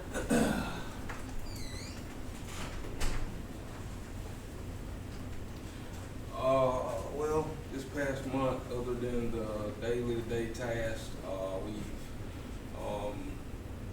had to redo a main line over on Jean Street that was had a caving in the road. We had to repair it. We've got the signs lifted up at the roundabout, and working on some other stuff. But majorly, today we removed a dead tree from the cemetery in the center of town, the main Hazlehurst Cemetery, and other than day to day, that's all we did majorly this morning. Okay, of course, you've got more than just what you tell me. You've got what I started with as one piece is the animal shelter. You got the splash pad, recycle. You care to tell us anything changes, anything? I got with I was gonna let Steve handle animal control. I got with him on the animal control, what's going on out there. I was gonna let him speak on that. Recycling, the truck is down. We have those guys working at nighttime. They're recycling right now to get the boxes up. Until our truck gets back running, we had 2 other trucks go down. Another truck go down. We got it back up, and the residential and commercial route is up to par, like it's supposed to be back running. And I know he had got the splash pad back running, but I haven't got back with him on that. I checked on it, but as of right now, it's shut down.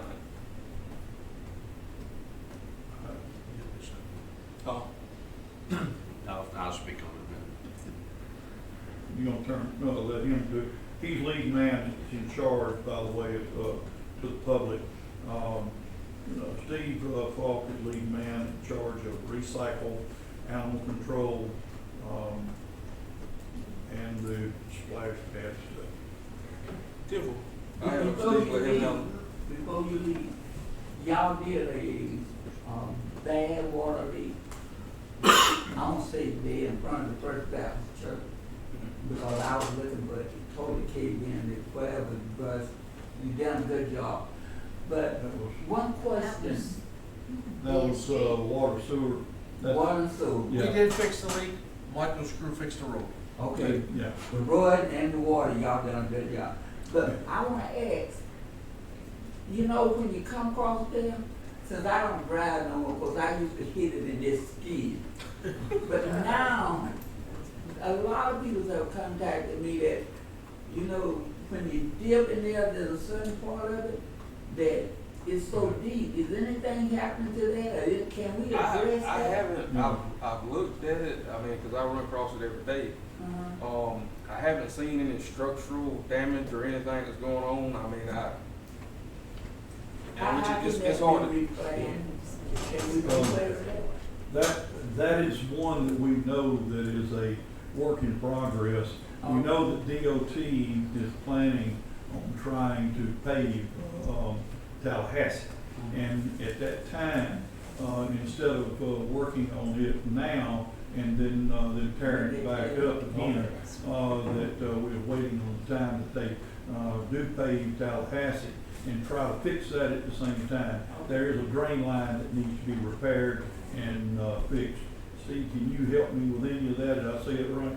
Yeah, you and I met with DOT. Right. And they agreed to work with the city on a solution on that. There has to be another storm drain on the southeast side installed Gotta be for that to be corrected. So it's in the works. Well, I know Steve let him help on Michael, before you sit down, when you were talking about the sanitation Oh, truck, Yes, ma'am. are both of them running now? Both of the residential and commercial is running, the recycle truck is not. Yes, thank you, okay. So I know we put a message out online that we try to, as soon as it comes up, if you wouldn't mind getting with the ladies in the office and let us know so we can, put that message back out on our Facebook and let everybody know that the day-to-day operations are back to normal. Okay. I believe he recognized you. Okay. They turned loose of him, you doing, My legs were getting weak standing up and down. So, splash pad, as Michael mentioned, closed. It's not actually closed. We had an incident over the weekend, last weekend. Went checked chemicals, everything's good.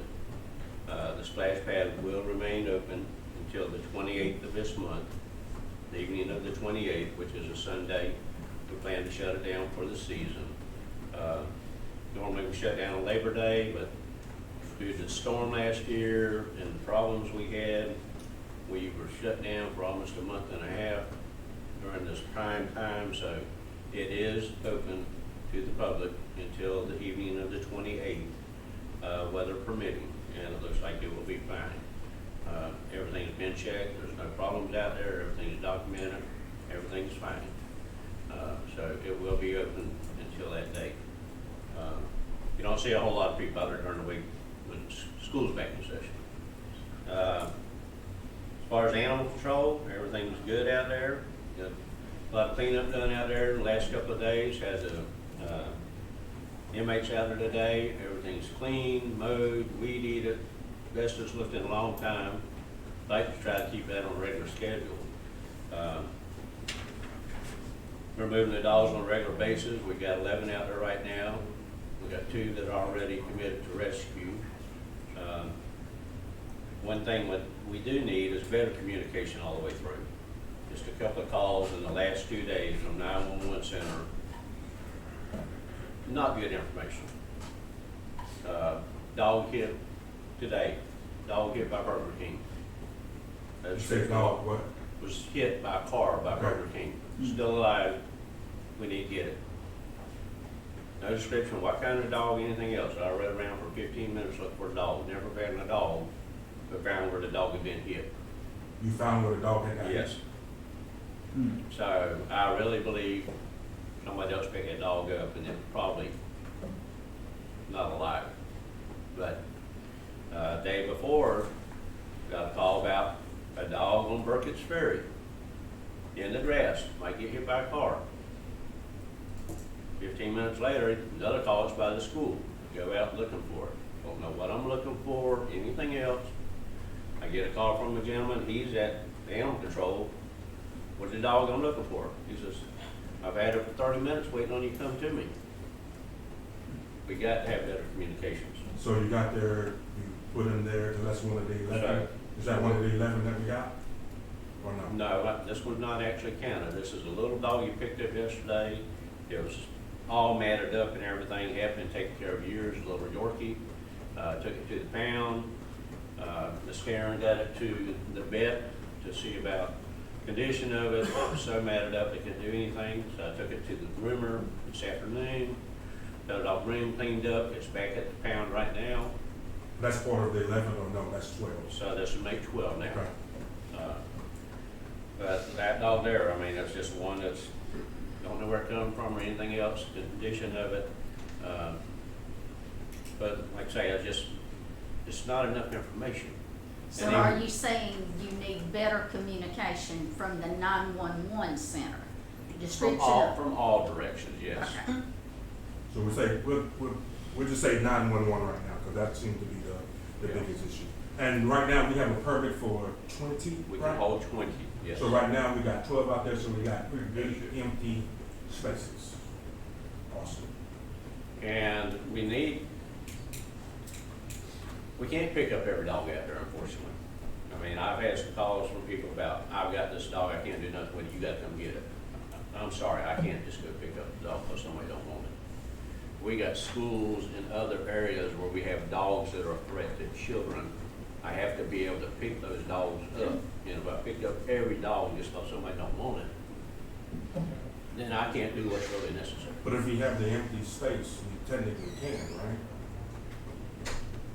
If you wanna fill me up, we can, yes, sir. Well, I don't necessarily want to fill you up. I mean, I think we want to get them adopted and we want to take care of it, and maybe somebody else can come out and do whatever. But if we have the space and somebody says that, hey, I have a dog that I can't take care of for whatever reason, I don't know, maybe it might be sick, maybe it might be have arthritis or can't see, or maybe they just can't afford to feed it. Well, you just let the dog stay there, or? A lot of times I contact Miss Karen Bowen, and she goes out, she's got her own rescue, goes out and talks to these people about how can I do whatever, medicine, food, whatever, cages, to help you with this dog. And sometimes she takes them into her own rescue, so we don't fill a pound up with these animals. Because like I say, weeks ago, I had a call from the school right after schools came in, the pre-K, and when the dogs run in packs when they get dangerous, 6 dogs, I had to run and pick them up, do anything with them. That's why I need to have space available, because I don't know what kind of call they're gonna get. And most time when schools call, or even courthouse called one day, 5 dogs in the courthouse. It's usually pack dogs. And when they get that pack mentality, that's when they start creating a problem. So it's just something we always work on. The rescues have done a great job moving the stuff. We've had a lot of dogs out there, and they move them as quick as they can. Something I have just recently noticed, we had a lot of pit bulls. I think almost all the pit bulls are down there. They'll be back. You'll get more. Well, but just looking at them today, I'm like, there's not a whole lot of pit bulls out there. And the thing about it, the ones that are there now, those are the ones that seem to be easily adoptable. And unfortunately, these dogs are just like people. Nobody wants old ones. Nobody wants ugly ones. Just like children. Everybody wants babies and puppies. But after that, it gets a little more difficult for these people to do their jobs. But I think we can all work together and make everything work out we need to do. Sounds good. Questions from anybody or? Question? All right, Thank you. thank you. At this time, we got 2A, and I'll turn that over. Not yet, sir. But I also want, still dealing with the animal shelter, right? I know we got some news that's coming up for next month, right? October, it's a big thing that's about to happen for the city of Hazelhurst.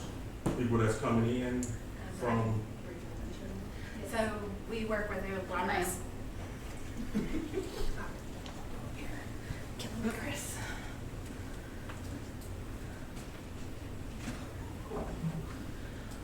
My name's Janet Corcoran. I'm with Voice in the Hazelhurst Animal Shelter. So next month, we are bringing out with a partnership through other rescues we are with. A rescue from York will be coming out to look at the shelter dogs. They pull rescues into their program. Last year, they pulled 9 dogs into their program over a 3-month period. It takes time. They have requirements that we foster before they go in vetting, but we have high hopes for their visit next month. and the reason why you foster this for what reason? You get to know behaviors, you get them settled. It makes fostering on their end easier. You get to know personalities and sizes, a little bit taming it, and then again, getting all the medical needed ahead of time. So what about the last month? I know last month we officially made it, and I know we got to do a couple other things. Last month, you know about how many dogs that we adopted last month or fostered or whatever? So my list is over here, but year to date, currently there are 7 dogs in foster right now. Last month, 6 dogs went to rescue. We have 2 confirmed going to rescue, 1 leaving tomorrow, and 1 more that's likely to be confirmed in the next 24 hours. So that would be 2 months, so we're looking at the shelter having about 10 dogs at that time? You have anything else that you'd like to share for the group? At this time, that's fine. Do you want me to share this newsletter or not? Up to you. So, we did make you guys a newsletter, if it's okay to just, it's kind of what we did this month. Got copies for all of y'all. It features an adoptable dog. It features some fundraising that we're doing for one of the dogs that was at the shelter, currently now in foster because she is medically fragile. And it features the dogs that got out last month. And then it features a weekend where we're going to try to post some volunteers, some more volunteers, other than just us. So.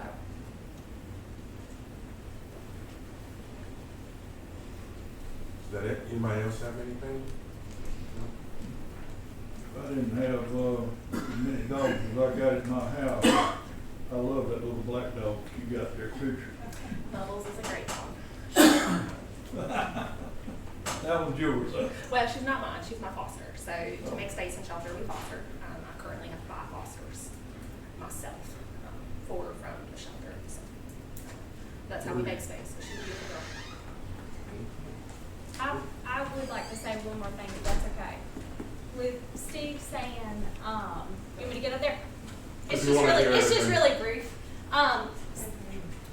You were saying we can't get full. When you guys last month voted to do no kill, you actually have the okay with no kills. You can say you turned into a limited access shelter. So with no kill, you turned into, if it's an owner surrender and you can't go get it because you're full, it's completely okay to say that. Okay, that's good. Just FYI. Yeah, and I'm glad to know that. Instead of open access. Okay. I mean, and I've even asked Karen about it, I was like, do we actually have to go get this dog? I didn't know. No. So that's good. And in situations like that, with letting her know so she can go provide food and things like that, we're happy to help with that. Well, she and I talk to each other regular basis. Thank y'all very much. All right, at this time, 2A still recruit. Yes, 3 days. 3A, excuse me. I can't read. They can teach reading, George. All right, 3A. I don't know if did y'all read the newspaper? Did Jeff take pleasure? They'll probably just receive it today. They probably just received, no, that was actually out yesterday. It was out yesterday, It was but out, they said but it mailed it out comes in the mail. today. Oh, if it comes in the mail, all right. So on the front page, not quite the front page, I look at that here, the front page, but it's on the back here, right? And on this page, it says that Councilman faces charges, and it's a really good read. And I ask you to read it, and I ask you to process it, and just look at it, right? But I have a statement for this right here, and I just want everybody to just think about it. You know, everybody has their own opinion on what it may be. You know, that's the thing about news. My public statement regarding an incident on August 23rd, 2025, and that's what it states in here. On or about 10:15 p.m. on August 23rd, 2025, an unfortunate incident occurred in which I was involved in a vehicle accident. I would like to begin to personally thank the law enforcement officers and first responders who arrived quickly at the scene. Your swift actions helped secure the area and ensure the safety of others by preventing further accidents. And to the individuals or the family involved in the accident, I sincerely hope that you're safe and recovering well. I don't know all the details dealing with that. But I also feel that I would like to I will also feel compelled to raise an important point for public consideration. And the consideration is, if a driver who has been diagnosed with traumatic brain injury, that's TBI, is involved in an accident, particularly one which airbags have deployed upon impact, and how might this affect their immediate physical condition? I asked that for a couple different reasons. How would that person be expected to talk? How would that person expect to look? And how would that person expect to walk after immediate aftermath. These are complex medical conditions and situational factors that deserve thoughtful determination. With that being said, I take those matters very seriously, and I'm fully cooperating with the legal process. While I maintain my innocence, I'm committed to present the truth in court and allow the legal system to reach a fair and just outcome. And just wanted that on the record. I wanted people to maybe write something in there with that effect. I don't know if you will. I really would appreciate it if you did. And thank you for your concern, your time, and understanding, and some of the phone calls that I had. So that's it, sir. Nothing over the top. Mr. Johnson, you can't get mad at that. You can't get mad at that one, huh? But yeah, I definitely appreciate that, and the job that the law enforcement are doing, and the different things. So that's it, sir. Okay. Well, moving on then, I believe that number 4 is the police report, which is for information only, that y'all got there. I entertain a motion to take 5, 6, and 7 all at one time for approval. And I'll second. Motion made and seconded to approve 5, 6, and 7 at the same time. All those in favor, say aye. Aye. All opposed, no. Motion has passed. All right, we're now down to number 8, which is citizens' comments. Citizens' comments. No comments? All right. Number 9, mayor and council comments. Yes, I have this month, I received a call from Ms. Deborah McCray, and we should have got a permit to the city and our police department. Deborah is asking to have let's see what her word was, a young people put down the gun. Stop the gun violence or something like that? Is that what it's called? Stop the gun violence? Yes. Pablo. Okay. She's gonna have that on the 18th. She's asking everybody to please come out and be with her. And she's asking to be able to, she's gonna have food. And that's gonna be on the October the 18th from 12 to 5. And she wanted to let the council, our police, and the community know. And her biggest thing is to our young people, put the guns down. And to everybody, we see what happened on yesterday, the day before anyway. 3 officers was killed in Pennsylvania and 2 more hurt, and they shot the young man. Those lives are forever devastated. And as this young lady said, she would never get her son back. And she handled that right here in Hazelhurst. You don't shoot a gun now, and once that bullet is out, you can't retrieve it. And as she said, that we walk around now with guns on us like we in the cowboy days, but this is human life. So to her children, she wants us to say, put the guns down. Deborah buried her son because of a bullet in a community that should be safe. And children don't think, they just ain't thinking nowadays. And bad part about it, I know people don't like for me to talk sometimes, but bad part about it, we passing laws that giving people permission to walk around with guns on their side. And when they get mad, they ain't using a fist no more, they using a gun. And once that happens, 9 times out of 10, you go into the undertaking. So she says, put the guns down, but come out and be with her on October the 18th from 12 to 5. Please, ma'am, please, sir. What's the location, Mr. Johnson? It's gonna be at McLean Park, I'm sorry. McLean Park. That's it. I was making notes on her at McLean Park. Okay. And I want, I'm not a mayor or councilman, but on September the 10th, I received a phone call. And I've also had a visitor about Educational Drive. So what ward is that? Educational Drive. Chris, okay. They are very concerned. Of course, it goes back to the storm damage. I need you all, as a group, to go look at that. I told them I would bring it to the attention of mayor and council. I do know Lamig and that kind of thing is up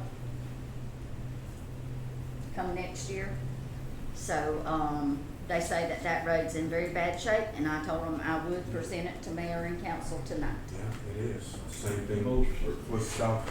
I mean, we've had that talk before too. The South Kimoni Street, same thing. But apparently, my area, you know, however they put in whatever, most of my stuff is not up for to do anything with until a few years from now, unfortunately. Unfortunately, that's one that they do years in advance. Yes, sir. I'm not even sure when we're going to be able to put in for the next years on that. But that is one that if we had to do some without that, it would be totally without supplement of state money. So it would be difficult. Yes, sir. Another couple of things I actually printed off and gave to each of you all. The ordinance providing for the effective and efficient usage of signs within the city of Hazelhurst. Our attorneys have been working on this. It is 10 pages long. I did send it to you all in an email. I request that you take this home and read it and be ready to, if there's any changes, reach out to our attorneys. Okay, but we would need to have this on the agenda for next month. Also in front of you, I gave you an email from Miss Anna Weaver with the Heart of Georgia Autumn Hall Regional Commission. They were wanting to have a virtual meeting for the Joint Comprehensive Plan, strategy, service delivery strategy, and the solid waste plan, which is up for renewal in 2026. And speaking with the county administrator and some of the local officials here, again, they wanted to have virtual. When I made the phone call to Miss Anna, I basically told her exactly what these people told me. They wanted an in-person meeting. So it will be October the 1st at 2 o'clock at the courthouse. When you start reading through this, the persons that need to be there are the elected officials. It's for the city of Denton, the city of Hazelhurst, and Jeff Davis County. It's not just one. Georgia Power, Satilla REMC, local businesses, Beasley Forest Products, McPherson, the police department, fire department, tax commissioner, the hospital, the community league, Rotary Club, the Ledger, and I'm just skipping over this. So, folks, make sure that you put it on your calendar, October 1st at 2 o'clock, because come next year, we will dive into this very, very deeply. Any other comments, Mayor and Council? Yes, sir. Next Saturday, I think that's the 27th, the Hazelhurst Community League will be doing that drive, basically feeding the community, kind of tied into the almost a 1-year anniversary for Hurricane Helene. And she's going to be at Mary Fraser Park as well. They plan on feeding the community. So I asked you guys to come out and eat some good food, fellowship. They were talking about how the storm made you feel. And if y'all want to give me a nice chainsaw, you can. But yeah, Jay said just come out. That's one of the reasons why we're looking at the electricity, right? We want to make sure that's up and running. We want to make sure the bathrooms and stuff is good, because I'm hoping a lot of people show up, right? And then if you want to help them out, donate anything, get with me. I can give you the point of contact, maybe the secretary or the president or whatever, and so you can kind of come out and help support the cause. think that's it for this. If that's it, from Chris, Dwayne, do you have, anything? I'll put motion for y'all to go home. There's a second. Motion is made and seconded that we go home, all in favor, say aye. Aye. All opposed, no. Passes, goodbye.